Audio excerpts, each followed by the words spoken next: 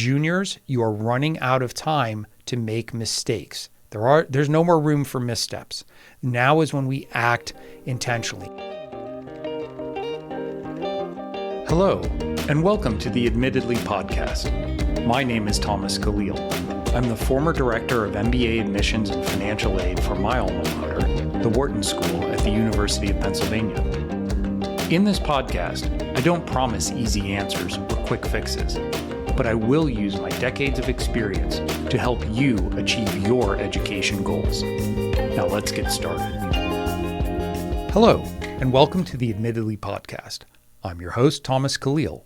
And before we get started, if you're a junior or the parent of a junior watching this and you haven't subscribed yet, you're missing out. Today's episode puts you in the hot seat, so let's get into it. This is a point in the school year when many students are being assigned college counselors. Timelines start to feel real, and the college process shifts from abstract to very concrete. We're going to talk about where juniors should be right now, what deserves your attention right now, and how to approach this moment with intention instead of pressure. Okay, so let's get into it. Juniors, you're up. I get a lot of heat on social media, at Admittedly Co. on Instagram and TikTok, with people saying, oh, you put way too much pressure on these students. And listen, if you are not interested in Ivy Plus or highly competitive schools, you're right, this isn't for you. But if you are, and you think you're up for the challenge, it's game time. This is the point, and you've seen all the seniors in your high school. You've seen them sweat through this fall application season. You've watched them stress. You've probably gotten a lot of communications from the school counseling team saying, hey, juniors, fill out these forms. Tell us about yourselves. We're going to assign you a counselor. You're going to meet with them in January. So as we move into January now, it's very real. Junior year, academics are paramount. So ideally, you've spent this first semester just really buckling down.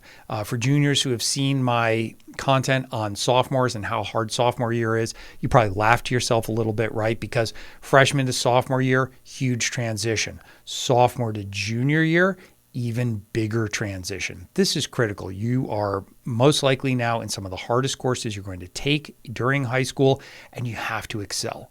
I wish I could tell you a warm, fuzzy story about how you can get B's and C's and have a great extracurricular portfolio and still thrive.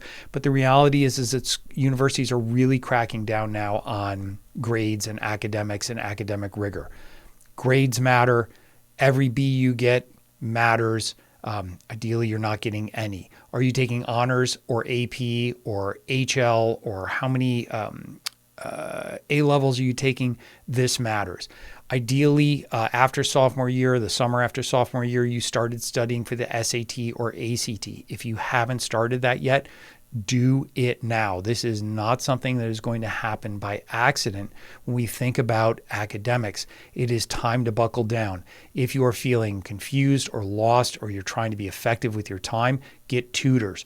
Go to office hours. If you can afford it, hire private tutors. If you can't, use peer tutors, use Khan Academy. There's no excuse to not lean in and really hit the academics hard junior year. Here's another thing that we want to look at very seriously, right?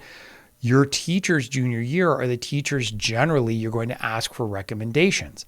If you are not putting your best foot forward, if you aren't trying, if you aren't getting to know your teachers, if you aren't putting in the extra effort, how can they write an effective and meaningful recommendation for you next fall? And you're going to, by and large, especially for those of you in private schools, you're going to be approaching those teachers at the end of junior year. Some of your schools or teachers will have forms for you to fill out. Others, please watch my earlier podcasts on this, but you're going to want to put together kind of a brag sheet, a history for the teacher, who you are, how you've interacted together, your performance in the class. Because a teacher writing a recommendation saying you're a good student in class, well, as an AO, I get that from your grade. What I want to know is your intellectual curiosity, how you react to setbacks, how you react to difficulty, how you interact with other students in the class. And those are only things teachers can do if they know you, and most importantly, if they care about you and they're invested in your success.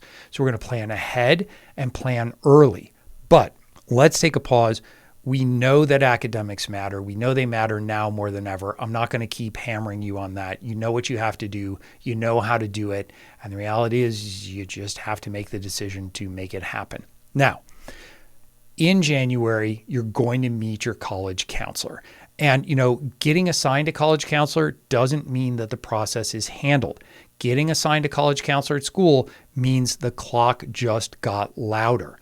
Here's the other thing I want you to keep in mind. The school counselor is not working on your behalf exclusively. Their allegiance, their duty is to do the best they can for the school overall. That means maintaining good relationships with universities. That means juggling the internal priorities of your high school in terms of which students are getting kind of pushed to which schools. And a lot of parents that I talk to come back furious after that first counselor meeting because the counselors, they will sandbag your school list. So generally you come in and you're thinking, I want to go Ivy Plus, I want to look at top UCs, I want to look at these top programs. And they're like, yeah, but have you looked at these like top 50 schools? And parents are like, especially in private schools, I am paying so much money for this school. Why are you giving us this school list? And there's a couple reasons for that. Number one, the counselors need to make sure their job is to get everybody into a college. It may not be your dream school. And your counselor's job is not to push and fight to get you into your dream school. It's to get you into the best college that they can. And so that's not a knock on college counselors. I know a lot of college counselors at high schools, and they are amazing people. They are hardworking, they're well-trained, they are dedicated, they go above and beyond for their students. But what I am saying is that your needs and expectations may not match with what their priorities are. So I want you to keep that in mind. And I want you to make sure that you are taking ownership and responsibility of the process. If you just say, hey, counselor, take the wheel, you're probably not going to have the outcomes that you want. At the same time, the counselors are going to give you important feedback, and you really need to listen to them. If they're telling you, if you show up and you say, look, I want to go to Yale, and they say, honestly, I'm looking at you compared to the other students that are applying, compared to the school, compared to your background. That's just not going to happen. That's not a fit.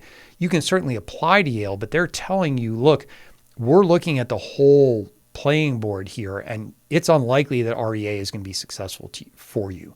So you really, I think in that case, want to listen, want to internalize and incorporate that feedback as you're looking at your college list. So certainly stand up for yourself, but be aware that your priorities and your counselor's priorities may be mismatched. The other thing, and I did a whole reel on that we're going to repost, is that English essays are not admissions essays. Towards the end of junior year, many of you are going to go to a workshop with English and history teachers from your school. And they're going to say, you have to write your essays now. And they're very well-meaning, and they love you, and they have your best interests at heart. But here's two things. Number one, you cannot write an effective Common App personal statement until you've been through your junior summer, because junior summer is like what you do. This is like your ultimate peak of involvement. And so there are learnings from that you need to incorporate in your personal statement. The other thing is that English essays and history essays have a very particular structure. They have a theme. They are very, very different from an admissions essay where you're trying to convey information in a way that, yes, kind of answers the question, but mostly gets your point across. And so what I see a lot of times is that English teachers, very well-meaning, will put a lot of softer narrative into an essay that detracts from the mission and the goal of telling this university who you are, why you've done what you've done, and what you hope to accomplish. I love English teachers. I still have tremendous respect for my English teachers in high school. They were amazing. I'm a big fan of English class, English literature reading. I read as much as I possibly can. I encourage everybody to read. This is not a knock on English teachers. This is simply saying that these are different skill sets. Now, I know plenty of English teachers who know how to write an effective admissions essay and give very good guidance around that. But by and large, I want you to be heads up. And I want you to just not blindly trust an English or history teacher who's giving you well-meaning advice, but may distract you from that. If you do decide to get an independent counselor, make sure that they are working working on your behalf, but make sure also that they know how to guide you in working with your school counselor. You don't want your school counselor and your independent counselor at odds and fighting with each other. You want the independent counselor to be aware enough to say, okay, what's the feedback that you're getting from your school counselor? Tell me exactly what they said. All right, let's parse that. Let's think about it. Let's see how that fits into the broader narrative of what we are trying to achieve. In terms of strategy, this is where we're really leaning into our extracurricular activities. We are setting ourselves up for strong leadership positions in senior year. This is critically important. The other thing, and for those of you who follow me on a regular basis, you know that passion projects are something I despise. If you are not fully committed to something, if you are not making a difference with something you're doing, you are not doing it right. Time is the most precious resource that we have, especially now that it's crunch time. And so every hour of every day, you have to ask yourself, am I doing things with intention? Am I doing things that are advancing what I want to learn? Are they helping my intellectual curiosity? Now, you don't need to be perfectly linear. I want you to have things that are yours. I want you to have time with friends. I want you to have time with family. I want you to look forward to the summer, to enjoying yourself a little bit. But if you are focused on highly selective schools, you cannot just pop the clutch this summer. This summer needs to be focused. This summer needs to be super strategic. You should be doing, if you're doing internships or work experience or summer programs, you have to make sure that every minute of the summer is accounted for. Parents, I've said this before, I get a lot of flack for it on social media, and I don't care. If you are scheduling family time or trips this summer, please do it at the beginning or the end of the summer when it doesn't interfere in your students' ability to really dig in and do meaningful work with whatever they're engaged in: research, athletics, internship, volunteering, whatever that looks like. If the trip is a bigger priority to you, then that's great, but just understand there are going to be consequences for that. And as long as you accept that, that's completely fine. We need you to make the best choice that you can for you as a family, but also accept the consequences of that. Minimum, if you're doing something, it needs to be 6 weeks. 8 weeks is ideal. You really need to lean in. But Thomas, you say, I have to also maybe study for last minute SAT or ACT, and I have to write my essays. Right. But you're going to be busy this summer. You need to lean into the fact that the rest of junior year is going to be extremely busy and taxing for you. Summer is going to be busy and taxing. Senior year, first semester is going to be busy and taxing for you. That's something that hard things are hard, and hard work does pay off. But I need us to calibrate right now that these things require authenticity and they require focus, right? You juniors, you are running out of time to make mistakes. There's no more room for missteps. Now is when we act intentionally. And so our extracurriculars, are they lined up? Are they strategic? Are we on track for leadership? If not, should we consider divesting them? I talked today with a student who plays 2 sports. One is a primary sport, the other is a secondary sport, and it's sucking away a lot of time from something they really care about doing in an extracurricular sense. And we made the decision this morning to step away from that second sport because while they enjoy it, it's really draining their ability to do other things that they enjoy. They're not going to play it in college. It's something they can play on the weekends. And so they said, and this was from them, hey, I think it's time for me to rotate out of this sport. And their question was more, does that look bad? And the answer is no. And you can talk about why you dropped that sport and why and how it allowed you to lean into something else that you're doing. Remember, no passion projects, right? The fastest way to make an admissions officer roll their eyes is to put forward a passion project that clearly is something you are not heavily invested in. It's clearly something you're doing kind of over on the side just because you think it's going to help you for admissions. And I'm getting this question more and more and more from families, and they're asking me, just, tell me what to do to get into a top school.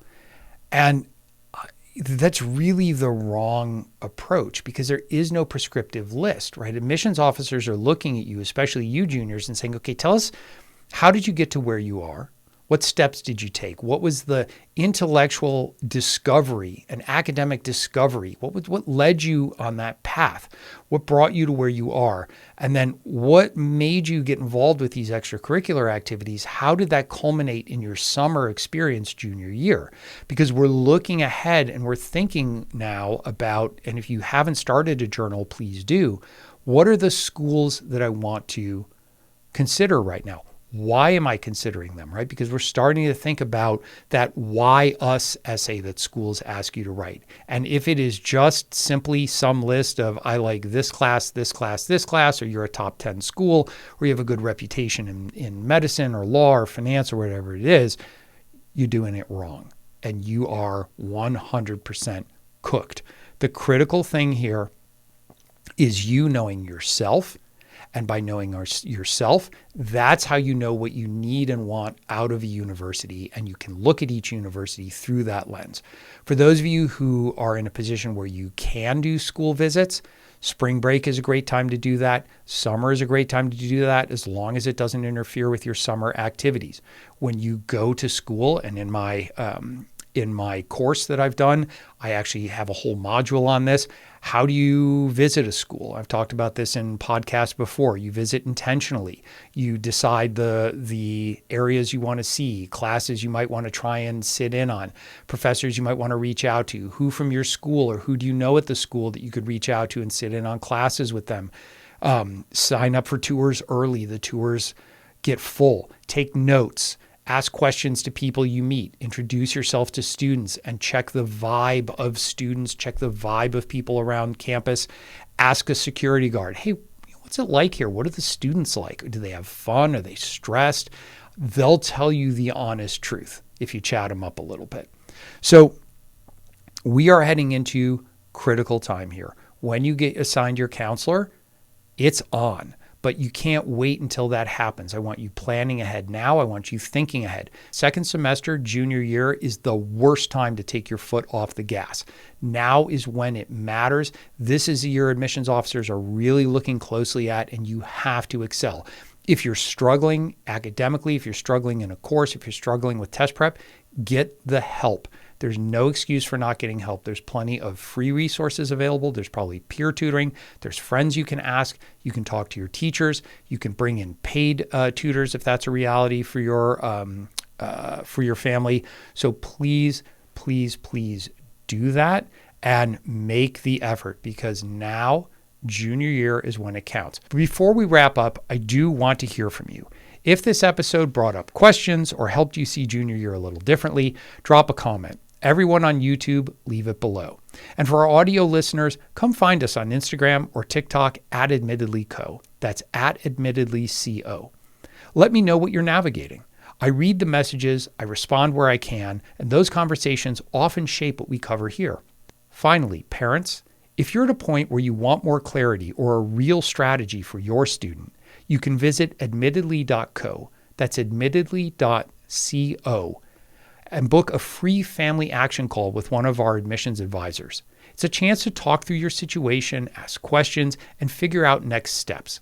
As always, thank you for spending your time with us, and I'll see you in the next episode. Thank you for joining us today. Please take a moment to subscribe to the Admittedly podcast and download this episode.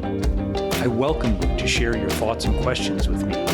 You can find us on social media at Admittedly Podcast. I look forward